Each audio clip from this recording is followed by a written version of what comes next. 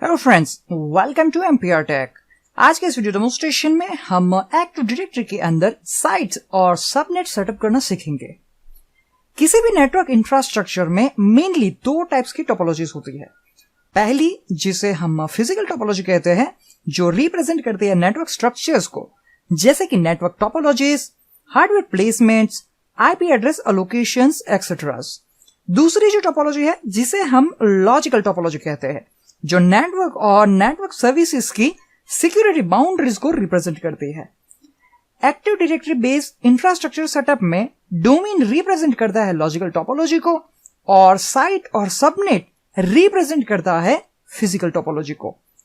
Active directory में active directory site को हम सिंपली एक फिजिकल लोकेशन में डिफाइन कर सकते हैं, जो एक सेपरेट बिल्डिंग, सेपरेट सिटी या फिर एक सेपरेट कंट्री में भी हो सकता है।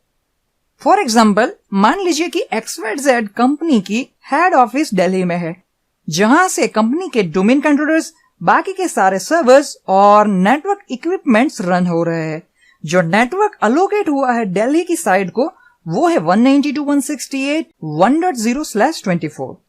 बिजनेस रिक्वायरमेंट्स के चलते कंपनी एक नई ब्रांच ऑफिस बेंगलोर में ओपन कर रही है, पर हमें ब्रांच ऑफिस के लिए सेम डोमेन में दूसरे फिजिकल लोकेशन में डोमेन कंट्रोलर डिप्लॉय करना है, जो डिफरेंट नेटवर्क 192.168.2.0/24 यूज कर रहा है। इस step by step video demonstration में दो एक्टिव डायरेक्टरी साइट्स और उनके एसोसिएटेड सबनेट्स हम एक्टिव डायरेक्टरी के अंदर क्रिएट करना चाहते हैं। आगे बढ़ने से पहले हम एक बार स्लाइड्स पे नजर कर लेते हैं।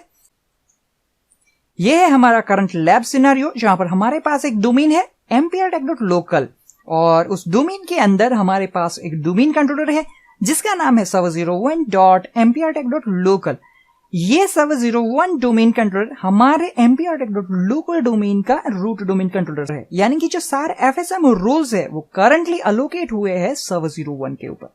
बाय डिफॉल्ट जब भी आप फॉरेस्ट के अंदर पहला एक्टिव डायरेक्टरी डोमेन और उसके अंदर पहला डोमेन कंट्रोलर जो डिप्लॉय करते हो, वो बाय डिफॉल्ट स्टोर होता है डिफॉल्ट फर्स्ट साइट नेम नाम की एक्टिव डायरेक्टरी साइट के अंदर, और जहां पर कोई भी एक्टिव डायरेक्टरी सबनेट डिफाइन नहीं होता है। तो हम हमारे ऐसे लैब सिनेरियो के लिए दो साइट क्रिएट करना चाहते हैं, उनके एसोसिएटेड दो सबनेट क्रिएट करना चाहते हैं, और बाद में हम दूसरा additional domain controller mprtech.local domain के लिए डिप्लॉय करना चाहते हैं दूसरी साइट के अंदर। तो चलते हैं हमारे डोमेन कंट्रोलर के ऊपर server01 में। क्लिक करता हूं स्टार्ट पे और यहां से सिलेक्ट करता हूं विंडोज एडमिनिस्ट्रेटिव टूल्स।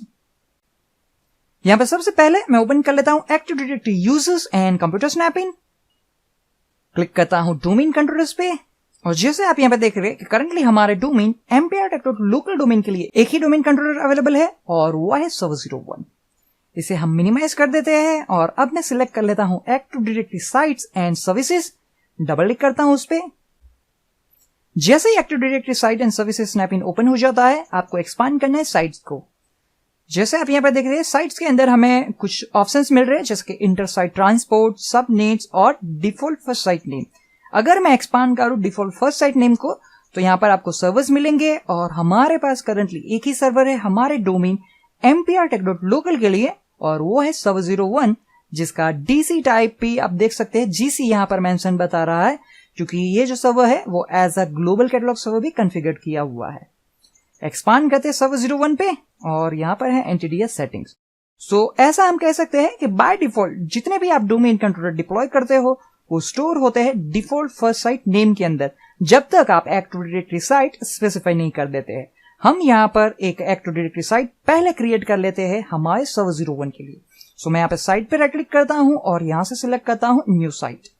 अब आपको यहां पर पूछा जा रहा है कि आप जो साइट क्रिएट करना चाहते हैं उसको आप एक नाम स्पेसिफाई कर दीजिए, जो मैं यहां से दे रहा हूं दिल्ली। अब आपको पूछा जा रहा है कि उस साइट को कनेक्ट करने के लिए आपको चाहिए साइट लिंक ऑब्जेक्ट, और बाय डिफॉल्ट यहां पर एक साइट लिंक ऑब्जेक्ट होता है जिसे हम कहते हैं डिफॉल्ट आईपी साइट लिंक, जो आप यहां से देख सकते हैं। उसे ही मैं सिलेक्ट कर लेता हूं और क्लिक करता हूं ओके बटन पे।